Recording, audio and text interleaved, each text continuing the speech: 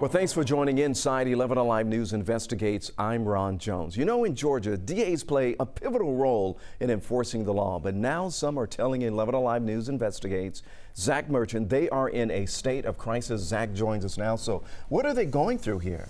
Well, this is a problem that we've been hearing about for some time now, and now some prosecutors, they are sounding the alarm, saying too low state funding levels have put district attorneys' offices in a staffing crunch that they say could jeopardize their ability to hold criminals fully accountable. I've never seen it as bad as it is today. Pete Skandalakis leads the Prosecuting Attorneys Council of Georgia. A former district attorney himself, he says the current state funding plan doesn't cover the needs of local prosecutors, making it harder for district attorneys like Wright Barksdale to enforce the law. If it's not addressed quickly, you're going to see DA's offices start to just fall apart at the seams. The pay for state-funded assistant district attorneys in Georgia starts at about $60,000, according to Skandalakis. Many counties supplement those funds, but according to him, particularly in circuits outside of major cities, it's often not enough. Statewide, roughly 10% of state-funded assistant district attorney positions were vacant at the end of February, he said. We are the lowest paid prosecutors in the Southeast. And even in a circuit where all the state-funded prosecutor and other staff positions are filled, like Barksdale's Okmulgee Judicial Circuit that includes Putnam and Jasper counties southeast of Atlanta, the DA says the budget doesn't cover the manpower needed to handle the caseload. On a recent visit, he assembled all but 2 of his state-paid employees. They're responsible for an 8-county circuit, and they all fit inside a jury box. Put your hand up if you feel that your office right now is stretched too thin. Brent Cochran was one of the people with his hand raised. We just try to do the best we can. A senior assistant district attorney, he says he's carrying close to 650 cases, ranging from misdemeanors to murders. This entire table, all of these boxes and 2 additional carts, these are all just the cases that you are responsible for. Yeah. One guy. One guy. The workload forces prosecutors to triage their caseloads, focusing resources on the most serious crimes at the expense of other cases. Is what you're talking about. There are situations where your office is going to offer a plea agreement that includes no time behind bars. Absolutely. Just to get a nonviolent felony off of your caseload. Absolutely. And in other situations, despite a state statute known as Marcy's Law that requires notification, Barksdale says the staffing crunch means sometimes crime victims aren't updated on developments in their case. Are there times that a victim is not contacted? Yes. It adds up to a situation, according to Barksdale, that's unsustainable. There are going to be people who hear you saying all of this, and they're going to think, this is an elected district attorney blowing the whistle on himself. The truth is the truth.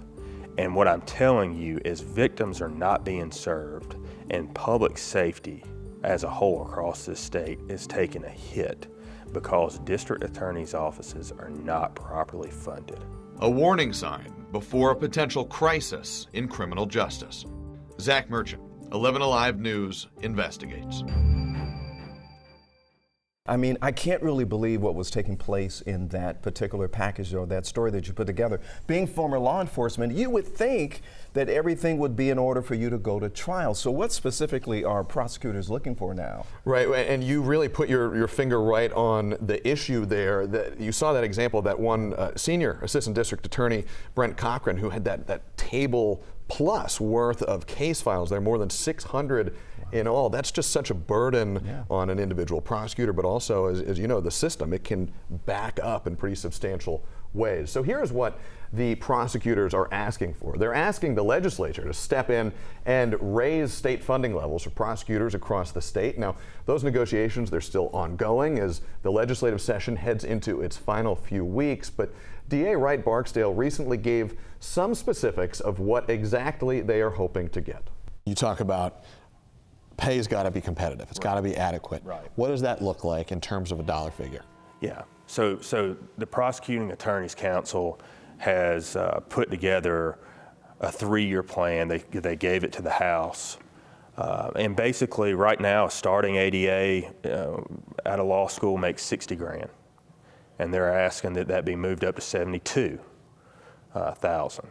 $72,000 for somebody that's gone to law school. This guy had $100,000 in student debt. I think that's a reasonable figure. What we're asking is that the ceiling, so somebody that's a 20, 25-year prosecutor could make upwards of $138,000.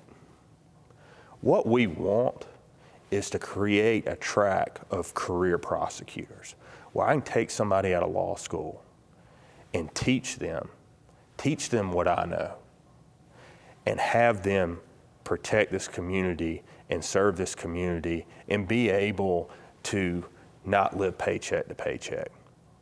That's what we're asking. You know, I can't even imagine you go to law school, you spend all that time, he said maybe $100,000, it could be a lot more, and now you're asked to be paid or told to be paid $60,000. Where's the incentive to even want to be a prosecutor? And that's something I think if DA Wright Barksdale is watching this, he's going to be jumping up and down saying, yeah, exactly. That's the challenge we are in. And we should point out too, like with anything involving state budgets, state funding, and the interplay between the state government and local county governments, it's complicated. So what we're talking about here is the starting pay rate for assistant district attorneys for those state-funded positions. Many counties also choose to supplement those funds with their own supplemental budget, supplemental funds, but it creates its own challenges, because if you're a big metro county, you have much more to spend, much more to use to supplement your DA's office. If you're in a smaller jurisdiction, if you're somewhere like where DA Wright Barksdale is, the Okmulgee Judicial District, they've got 8 counties, they're pretty rural. You get into a situation sometimes where even if you can get somebody in the door, you train them up for a couple years, you supplement the pay how you can, you just make that math work. You've got somebody in a big metro area like here in Atlanta who says, hey Ron, you've been a great ADA, you got 3-4 years of experience now, you trained up, we're going to make you an offer that I know you're not going to say no to. And it creates this vicious cycle for some of these smaller prosecutors' offices. But we should point out, this is budget season, and surely there are people who are watching who might be saying, look, I get it, I hear that this is a serious thing, but at the same time, this is the part of the year where everybody, every state agency, state department, they're going to the legislators and saying, hey, we need a budget increase too.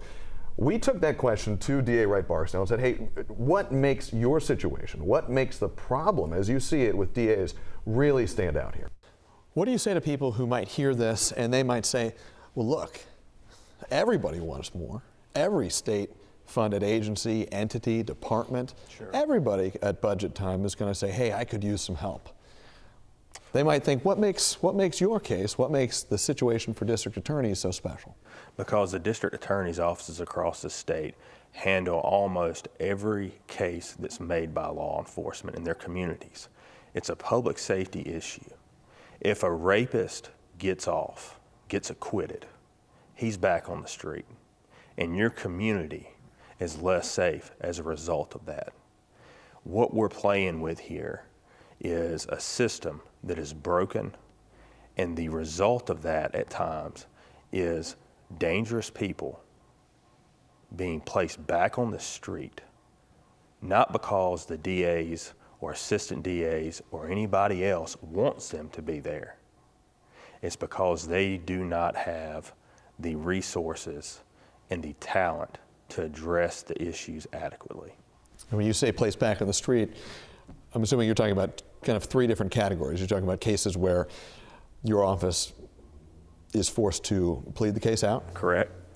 You're talking about cases where the case takes a long time to get to trial, and in the interim period, somebody who is accused of perhaps something serious has bonded out, so they're back in the community. Right. In the 3rd category, and I want to make sure I'm understanding you correctly, you're talking about situations where somebody is acquitted of a crime that your office and that you were convinced that they actually committed. Sure. That happens? Look, we had one last year. We've got a nice track record. You can look it up, you can see. But we had one last year where we tried the case, and it's a guy that is, in my opinion, one of the most dangerous individuals in my community. And he was acquitted. Do you think if your office had more staffing, if your attorneys had more time to work that case, that would have led to a different outcome? Well, you're talking about having more resources to investigate and make sure that we're ready and that we've got everything we need. That's number one. And number two, getting that case through the system quicker, which in the world of prosecution enhances our ability to be successful in a courtroom. This sounds like a horrific revolving doors. So the criminal goes through the situation, the system or whatever, and more than likely maybe he or she would have been found guilty, but then they're back out on the street. So the victim becomes victimized again, twice again, by what was taking place and not having the procedures in place to make sure that justice is applied here. But I'm also thinking about those who work in that office, in the DA's office. They're required to do more with less. Yeah, yes, to all of the above, and of course, you know, everybody is innocent until proven guilty, yes. of course. But you hear the district attorney there, he's talking about cases where he's looking back at them, and he told me, he said, look, there are ones I know that are going to trial, and I'm in the back of my mind thinking, boy, I wish we had more time on this one before it went before a jury, before it went to trial, because we think there's more to investigate, more to reveal, to bring this case in its sort of fullness before a jury. You talk about the victims, too. Yeah. One of the things D.A. Barksdale told us, you know, Georgia has Marsy's Law, which requires that victims of a crime be notified of major developments in their case as it's moving through the justice system. And Barksdale said, look, it's a good law. We want to comply with it. We do everything we can to keep victims, their families in the loop because it matters. But he said, sometimes we miss it. Sometimes there are victims who are not contacted. They're not contacted. So they have no idea. They could be walking down the street and possibly see the same person who allegedly committed the crime against them. Theoretically. Now, I think what they would say is you know, they do everything they can to prevent that sort of extreme of it.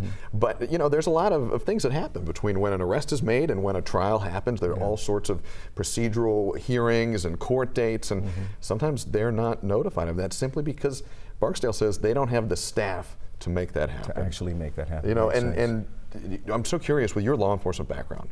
When you watch this, when you hear this, what goes through your mind? Well, because you were on the law enforcing side of this for a long time. Yeah, so work the streets and on the streets of California out there in Oakland, and sometimes I would make an arrest, a felony arrest, and multiple felony arrests, and within a week, I would see a person back on the street. Here's a case in point. I remember I arrested someone for a felony, and I was with my family walking through a mall, and someone said, hey, Officer Jones, I just want to let you know that they dropped those charges. You're kidding. No, I'm with my wife and my kids. So that's a scary situation because they also, in Alameda County, it was such a huge backlog of cases that they had to kind of push it through and put that person back out on the street. Well, and you saw Barksdale there talk about that. Speed helps justice, in his view. The faster you can bring a case from an arrest to trial, witnesses stay fresh, evidence stays fresh, and you know, we should point out too, it's many would say a more fair system for all involved, including the accused. You know, justice delayed is justice denied. You hear that a lot. Right.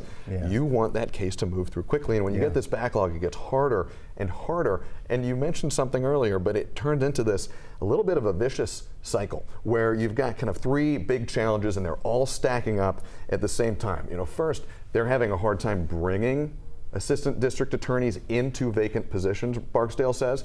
Second, D.A. Barksdale says he is having a hard time filling those vacancies, specifically with qualified staff. And finally, he says he's having a hard time keeping that staff for more than a few years before they move on, oftentimes to judicial circuits, to DA's offices, and bigger, more well-funded counties. We talked with Pete Skandalakis about this. He is the executive director of the Prosecuting Attorneys Council of Georgia. We hear and we reported on shortages in other public service professions. One of the ones I've personally spent a lot of time looking at for years is law enforcement hiring and retention. And one of the things you hear about, and I want to ask you if it impacts you too, is this a situation where the problem can exacerbate itself? In other words, there's a challenge for district attorneys to bring ADAs in the door. That challenge then is exacerbated by the potential new hire, the potential new ADA looking around at the caseload inside this office and thinking, oh my goodness, If I go in, I'm going to be willingly putting myself in a position where I know we're going to be short-staffed, where I know I'm going to be overworked, where I know I'm going to have an enormous caseload, and I don't want to put myself in that position so they don't take the job. So then the short staffing and the overworking and the enormous caseloads get bigger and the problem gets exacerbated. I think you've said it best. That is exactly what happens if you can attract a person to the position and then they end up working and working and working hours and hours, and all of a sudden somebody leaves and you're telling that assistant DA, hey, listen, I know you're making a low pay, I know you've given up the weekends, I know you've given up some holidays, but we need you to take on this caseload as well, another 200 so cases, 300, sometimes as many as 400 or 500. Absolutely, you start looking around and saying, this is not a quality of life situation that I want to be in. Well, let's think about the back end, law enforcement, right? You know, the investigators, they've been working maybe months, maybe years on a particular case. All the officers involved as well. They put everything together like a sweet package. They present it to the DA and said, hey, these are the elements of the crime. We're ready to prosecute. Let's go after them. And then you find out that maybe it could be a rookie prosecutor who may not be able to handle such a huge case. That would be discouraging to law enforcement as well. And we should point out too, and I heard, as we were watching that, I heard you, nodding and sort of, saying, yeah, as you listen to that. A lot of law enforcement agencies, they will tell you, especially over the last 5, 6+ years, many of them are operating in situations where they are understaffed as well. Mm-hmm. And so you just imagine that this can become a situation, they would say, the law enforcement leaders, the district attorneys, the prosecutors, where one problem starts to stack on another problem and starts to stack on another problem. Right. Barksdale, and this is a good place to end, he repeatedly, when we were visiting him, we went out to Jasper County to talk with him and some of his staff. Again and again, he said, look, we have good people in this office. Nobody gets into this job, nobody gets into this profession to get rich. But people still have lives. And I'm bringing in my staff. They're on weekends. Some of them have young families, and they have the little kids in their office on a Saturday while they're working on a case, whether it be an assistant district attorney or a staff secretary or an investigator. He praised their work ethic. He praised the effort they're putting in. But they're sounding the alarm. They're saying, look, we need some help. Yeah, absolutely. And so I see it as like this funnel effect here. You have pressure on law enforcement, which puts pressure on the prosecutors, but the person who suffers the most, or the people who suffers the most, are the victims out there because they can't get the justice that they deserve. So I can see that this is something that these counties are going to be dealing with for possibly years to come. And we are going to be keeping a close eye on it too, particularly as the next few weeks in this legislative session, the last few weeks, move forward. We might see some action, and if the prosecutors get what they're asking for, potentially a lifeline moving forward. Yeah, hopefully this works out for them. All right, Zach, thanks a lot so much. This is so much a very important investigation for Inside 11Alive News Investigates. By the way, we just want to remind you, if you have a concern in your community that you want Zach Merchant or the 11Alive News Investigates team to take a look at, you can always reach out by calling the number on your screen, 404-873-9111, or by emailing investigates@11alive.com. Take care. We'll see you next time.